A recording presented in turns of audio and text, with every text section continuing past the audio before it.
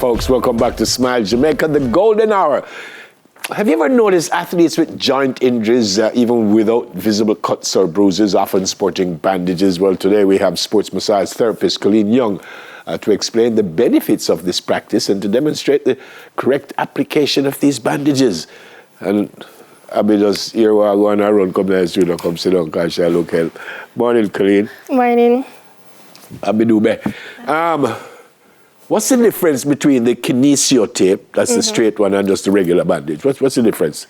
Okay, so the regular bandage is also known as the elastic bandage. Yeah. That's used for support of the joint and the immobility.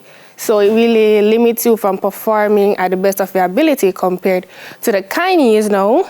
Yes, it will help with the pain, but it does not give the support and immobility, so that will allow you to move freely. Yeah, but at the same time, it will still protect the joint. And I notice the kinesio, it strips. Yeah. And it look almost sexy upon there and all kinds of stuff. Why we need tape? What would the reason you need tape as opposed to just put some ice on it and that's it? Because the taping, that will allow, because you know some athletes, no matter how much pain they're in, because the love of the sport, they will still go there. So we want to prevent that injury. So therefore, we try our best to either rub biofreeze and the tape, which will help with the joint, as well as the muscle, so they don't cause further damage. I've heard from a long time, RICE, treatment called RICE, which is rest, ice, compression, and elevation. Yeah. You still use that? We use it sometimes, mainly for when they have ankle injuries. Because, you know, when you're standing, the blood is going down and the swelling, so when you rise the leg, it can go back down and it will help with the swelling and the compression. You know, you also use the bandage to help with the swelling. So when you use the bandage, it will help control the swelling of the ankle. Okay, what you doing for Abby? Okay, so for Abby, let's say she just had an injury. She was running, made a bad step, and she came into me saying that she sprained her ankle. She iced it before. Is it okay for me to take this off? Yeah, you can't show me that. That's not good. Okay. So let's say she had the fall yesterday. Mm-hmm. Is there a special way to do it? There is a special way, actually. So we always start from the medial to the lateral side. And wherever the pain is, that's where we start the bandaging from. So let's say she's having the pain here in her ankle. Right. So we start right here. This technique, right, is called the ankle. So with the ankle, and then we carry it around. And there would be a pattern that you follow. How do you know how tight or how loose to put it on? So for that, after we're finished with the wrapping, we tend to squeeze the toe, ask them how it is, to see if the blood flow is okay, if it's getting a bit cold, to know if it's too tight or it's too loose, and so on.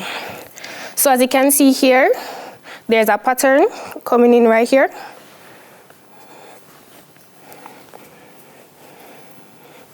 It's called the figure of 8. Yep. And you don't put the sticky tape. No. Because you put the, I hear the bottom call it the sponge wrap underneath, and then you put the sticky tape. But this is the stretch tape. Yeah, the elastic one. And how long you're supposed to keep it on for? Well, I wouldn't say you keep it on for long, because even though it helps with the support, and keep in mind that it's compressing, so the blood flow is slowed down. So you don't want to limit that blood flow for too long. So maybe I can have it on for maybe around 2 to 3 hours, but never sleep in it. Yeah. People tend to sleep in it, not a good idea. Why?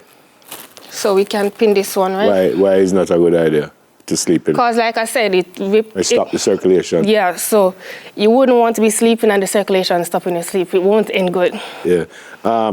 Would she be able to perform with this or no? No, I wouldn't advise her to perform with this. If it's that she wants to perform, I can use the Chinese tape to tape the ankle, so therefore she can perform with it. But if it's she just had the accident, I wouldn't advise her to perform until like maybe 2 weeks. Okay. So what? You put it on, you said 2-3 hours, take it off, then you put it back on again, or is that what you do? Yeah, you really don't really have to do that, but right now, because of how fresh the injury is, you don't want to have her moving it up and down. So just keep it in one place for the 2-3 hours. Afterwards, you can take it off, but still try to rest the leg a little bit more. Do you, because some people I know they would take medication also. Is medication recommended, or this is what you do and that's it? Yeah, you can take anti-inflammatory medication because the muscle around it is inflamed. So you can take painkillers to help with the pain as well. Yep. I know it actually depends on how bad the injury is, but usually how long something like this would take before she can start running up and down again? All of that depends on the athlete, because if she's actually disciplined enough to know that she's supposed to rest the leg, and I say to take the anti-inflammatories, it can get better quicker compared. She doesn't want to listen to her body, so she will walk on it, try and jump on it, which slows down the entire healing process. Okay, fantastic. And that's it? This is it for the bandaging. All right, apparently we're out of time. Good to see you. Thanks for coming in this morning. Sports massage therapist, Colleen Young. So when we come back, we take a look at some of the pieces worn during the Olympic opening ceremony. Stay with us, please. Soon come.